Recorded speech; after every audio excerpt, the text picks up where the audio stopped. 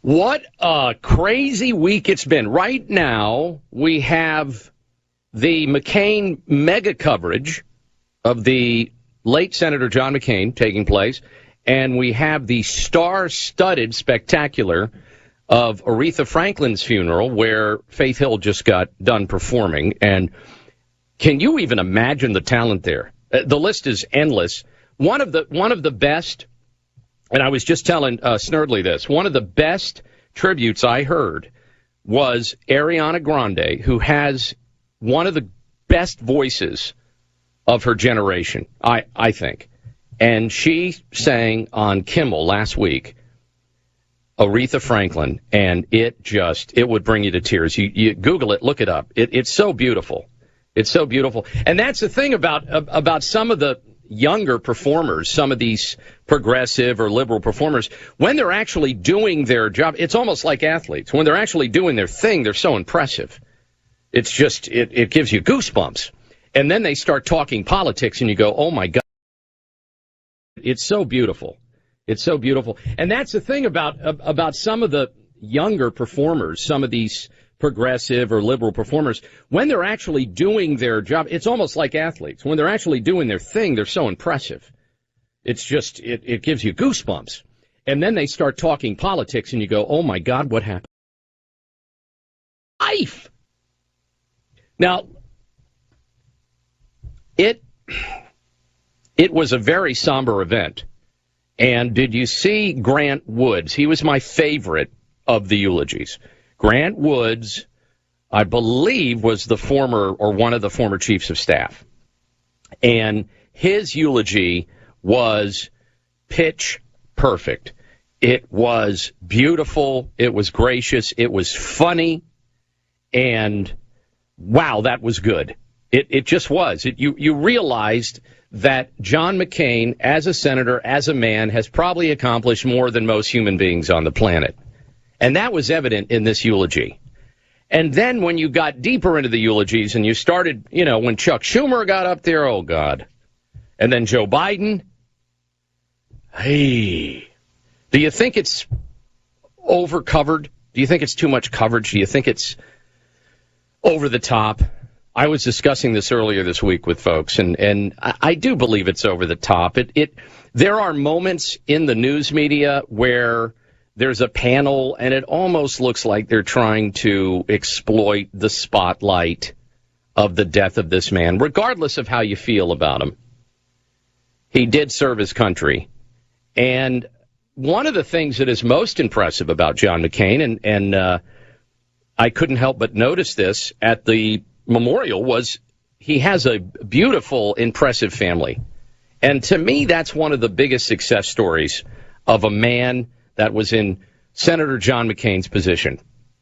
And you may have also heard me say this about President Trump, that to be in a position of power and influence and wealth and success, and to manage to keep your family together for the most part, I just think that's very impressive. And I think other dads, moms, of course, but I think other dads would agree with me that, wow, how do you end up that far along and accomplish and achieve that much, and your kids and your family, everybody's still in your orbit? That was very impressive, and that to me was also one of the more moving things. I did watch a lot of the memorial, but I think where it went off the rails for me personally is even like today. I'm listening to people on CNN lecture me on John McCain's achievements, and you know how it works. Everybody's jumping on the bandwagon. You take someone like Cher, or somebody that was calling John McCain a racist a decade ago. She's all on the McCain team now.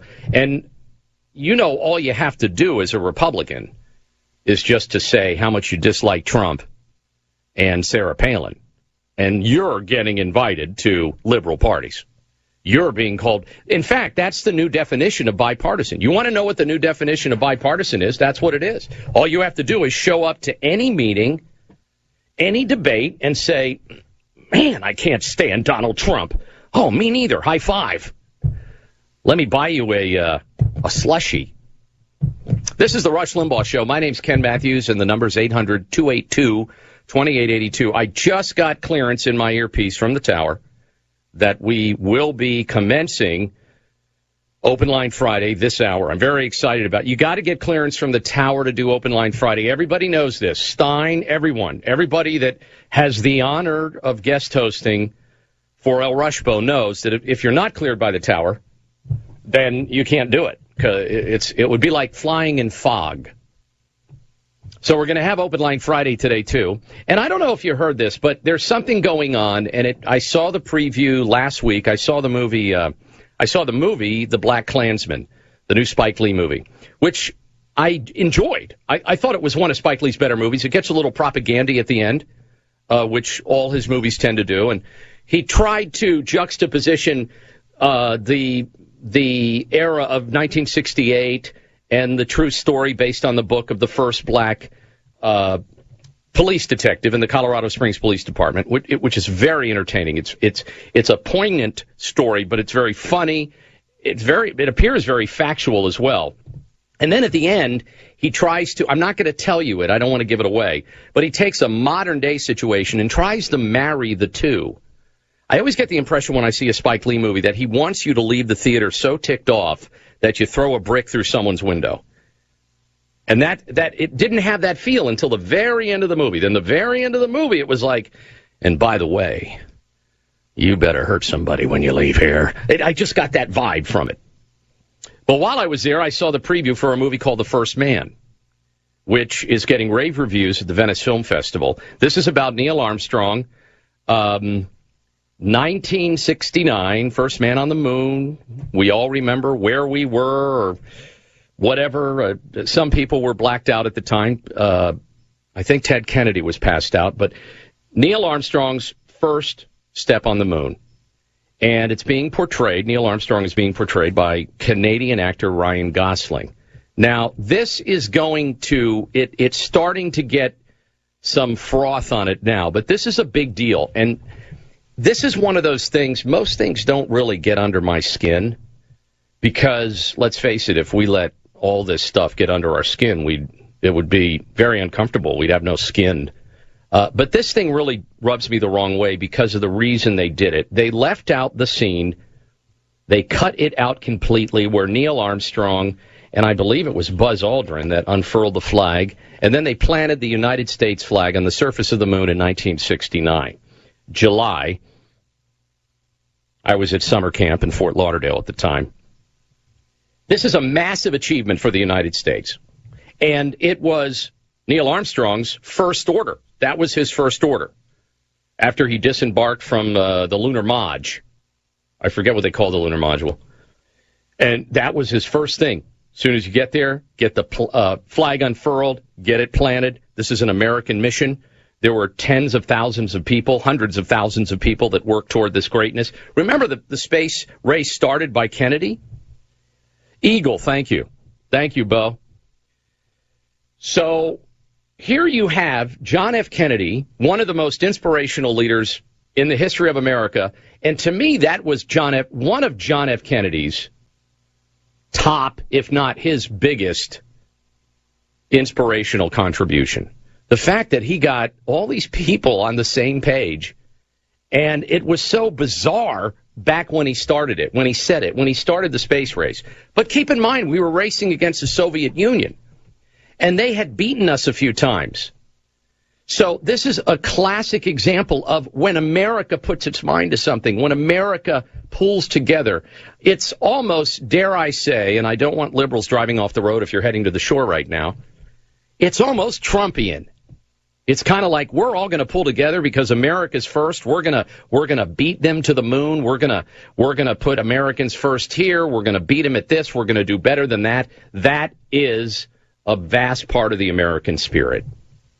And what have they done? According to Ryan Gosling, by the way, it's getting great reviews at the Venice Film Festival, and now I kind of know why. Here's what Ryan Gosling said. He said, and keep in mind, Ryan Gosling is Canadian. And many of you know, and this is not, and I know Mark Stein is a Canadian illegal immigrant. We're aware of that. He's told me this before. So this is not a Mark Stein Canadian. This is some of the other leftist Canadians. So remember, Canadians do lecture us from time to time. I think this was widely regarded in the end, says Ryan Gosling, as a human achievement. That's how we choose to view it. So we left that scene out. I also thought Neil was extremely humble, as were many of these astronauts. He was reminding everyone that this was just the tip of the iceberg. He also went on to say that Neil didn't view himself as an American hero, etc. And the big reason was, according to the producers and Ryan Gosling, Neil Armstrong walking on the moon and NASA putting Americans on the moon transcended, are you ready, country and borders. Everywhere we look, the left is taking inches and then miles. Everywhere we look. Of all the things to write out of a historic film, they chose to take out the American flag and the fact that America got us to the moon first, and in the process we beat the Russians. This is the absurdity. This is what the left does. Globalists love this. Leftists loved it. They rewrite and edit history to fit whatever they need. Maybe it's a campaign, maybe it's a movie, maybe it's a book. You'd have to check with Oliver Stone on the extent of it. But that's just amazing. So you've got a whole generation of people that take the moonwalk for granted, by the way, because, you know, how many times have you heard, and then Rush brings this up all the time because he has 742 iPhones in his closet, that there's more technology in one iPhone than there is on in all of NASA. Rush probably has more technology in his house than the entire country, possibly. But so you have a generation of Americans who aren't as excited as maybe you and I were if we're over 40, over 50, over 60 about walking on the moon, and they took the best part out. That when Americans put their mind to something, they kick more butt than you can even calculate. We'll be right back on the Rush Limbaugh Show. My name's Ken Matthews, and it is Open Line Friday. You're listening to the EIB Network. Washington's Mall, WMAL, where Washington comes to talk. Well, it is the Friday before Labor Day, and I'm thrilled that you're listening to the Rush Limbaugh Show, and even more excited to be here again. My name's Ken Matthews, here at the EIB Network. Not a lot of people here on the Premier Radio Network 4. It's a lot of people are sneaking out early. In fact, Mike, our sound guy, I saw him heading to the parking lot. I said, "Where are you going?" The show's over at 3. And so I caught him. So we're still on the air, and that's good. And you know what else? For the first time, the jackhammers are not in the background. Now, you don't normally hear that, but those of us in the studio and the producing studio and the booth, we can hear it because right outside the window here in New York, they're digging up every square inch of street and building some mega complex of something. I don't know. Someone's making money on it. I got to tell you, construction is booming across the country, and really in New York. When I rode into New York, I drive in now. I decided to stop taking the bus. It's a long, tragic story, but there's too much tragedy on television today, so I won't tell you about my tragic bus story. So I drove in. Now, I shouldn't mention this. It's too late. I already started. It's too late. I already went down the road. I'm coming in. I'm heading north on 95 because I come in from Pennsylvania. That's my home state. My home markets are there. And there's a lot of construction on the Lincoln Tunnel. So a lot of people are breaking off, and they're going to GWB, George Washington Bridge, or they're going to the Holland Tunnel or whatever. And I said, you know what? I'm feeling good. I'm running early. I got plenty of time. I checked in yesterday. I said, I'm going to go through the Lincoln Tunnel. And I got through the Lincoln Tunnel faster than I ever got through the Lincoln Tunnel in the last 5 years. So now I just ruined it. I'm sorry. But, see, the thing is, everybody sees all the orange signs, single lane, slow down, work area, and they think, oh, my God, the Lincoln Tunnel is going to be worse than it normally is. And if you're familiar with the Lincoln Tunnel, it is the tunnel's designed for like 43 cars, and there's 842,000 at any given time. Some of them have their lights on, some of them don't. Some people are tweeting, some are not. Some people have their windows open because they like the smell, some people don't, etc. But I breezed right through it. So that's the trick. That's the trick. Schedule all your vacations around construction zones. Go on Google, go on your app. Oh, I see something's going on in South Carolina. Looks like they're tearing up that road. Let's drive right through it. Because, see, it scares everybody else away, especially if you have a sport ute. 800-282-2882. My name's Ken Matthews, filling in for El Rushbo. We're going to take some calls because it's Open Line Friday. So much to talk about. We got that idiot candidate out in Illinois, the things he said about Donald Trump. And what makes it worse, not only were they ignored by the crowd, which tells you so much about the crowd, they were ignored by the news media. How are you running for Congress? I'll go ahead and tell you now. This guy's running for Congress. His name's Sean Casten. And he publicly said, in many ways, and I don't mean to sound overtly, he said, I don't want to sound overtly hyperbolic on this, but Trump and Osama bin Laden have a tremendous amount in common. This is what the candidate, one of the candidates in Illinois, Democrat, of course, Sean Casten said about President Trump. He went on to say this. They have both figured out how to use the bully pulpit to activate marginalized young men. Every demagogue has done this. Find a group of angry people and give them something to be angry at. Whew. Doesn't that sound like an angry comment, though? Anyway, he said this a few days ago in Wheaton, Illinois. And when you listen to it, it's online. No attendees can be heard objecting. Nobody goes, oh. Nobody says, oh, come on, man. No, they're all in lockstep with it. And I didn't mean to say lockstep. Don't read it. That's not a dog whistle. Lockstep is not a dog whistle. Only monkey is. 800-282-2882. Where have we arrived in politics where a guy is comfortable saying, Trump and Osama bin Laden, they're pretty much the same. How did we get to that point? I'll tell you. You can thank the Democrat Party for it. And then I heard a guy, one more, then we'll go to the phones. I heard a guy this morning, was watching news. Everybody says, don't watch it because, I'm watching news. There's this, I'm not going to mention his name, because if you know him, you know he's a moron. And I don't need to give him any free publicity. And his exact quote was, he was talking to the news guy. There was a Republican guy there and a Democrat guy there. And the Republican guy said, now you know that President Trump has probably received the most bias, at times hateful coverage of any candidate. And the Democrat said, the scripted response, oh, no. This has happened before. I mean, look at the way they treated Obama and blah, blah, blah, blah, blah. And then he started spouting. He should have stopped right there, because those are the talking points. But then he started spouting foolishness like, look at they fired Agent Strzok for one tweet. This guy was a dingbat. Your call's coming up. And back to the phones we go on Open Line Friday. Glad you're listening and getting a lot of comments and emails. By the way, you can follow me, if you'd like, on Facebook, at Ken Matthews, and Twitter, at Ken Matthews.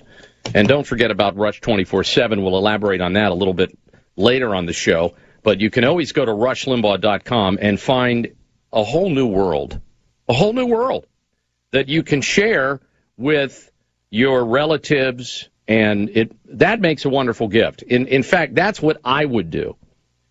If you've got a birthday or something coming up and you have a really hardcore, liberal, drunk on Kool-Aid all the time relative, your sister's brother-in-law's husband, and he hates Trump, get him Rush 24/7. I mean, what could be better? Think about it as far as education.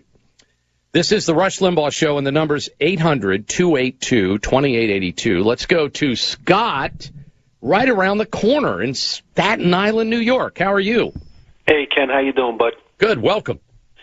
I just want to say something about this kid up in Canada, this Ryan Gosling.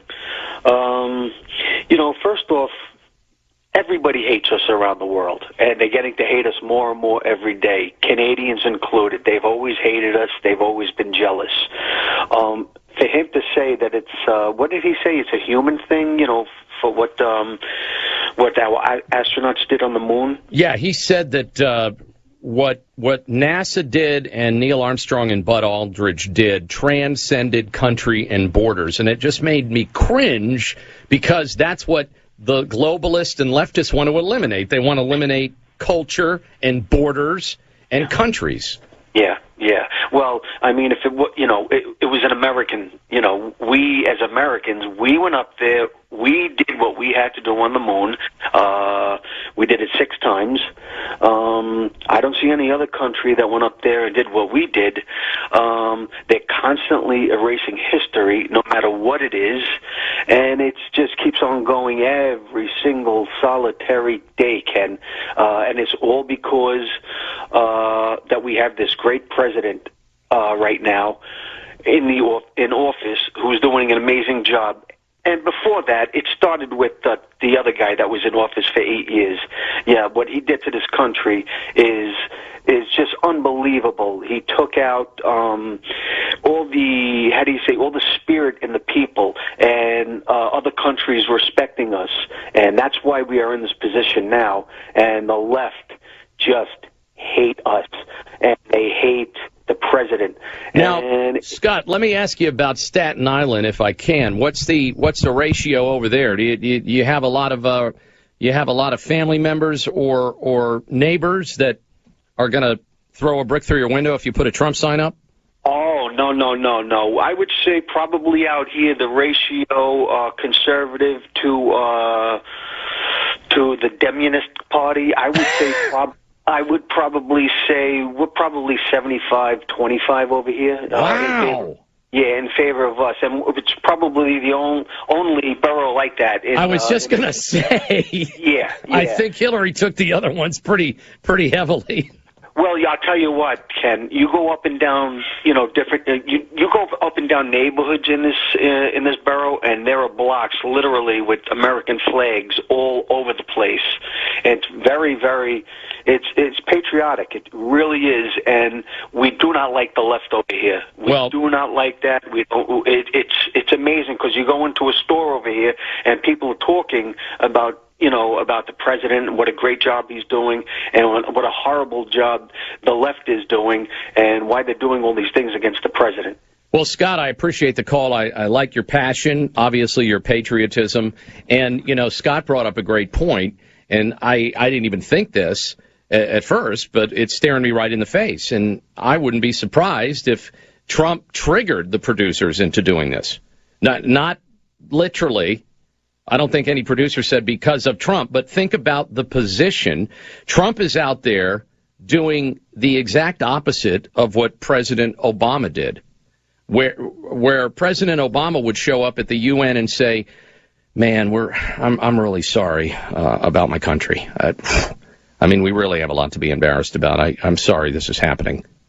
Trump shows up and says, you're not paying enough, and if you don't, you're in deep caca. Now, that's a difference.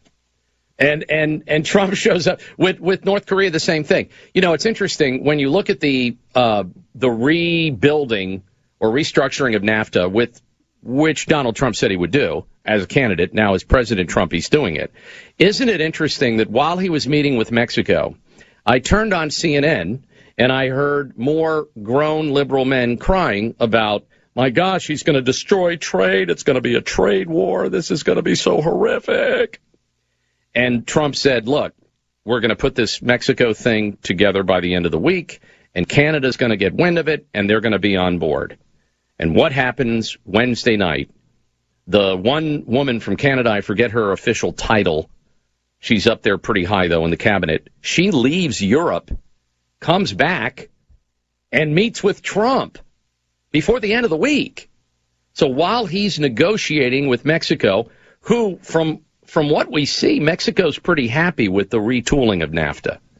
And one of the things Trump did, which, again, you can't let get out if you're in the in the liberal media, is he said it's imperative that we raise the price, we raise the wage of workers in Mexico. And this is something you don't hear about.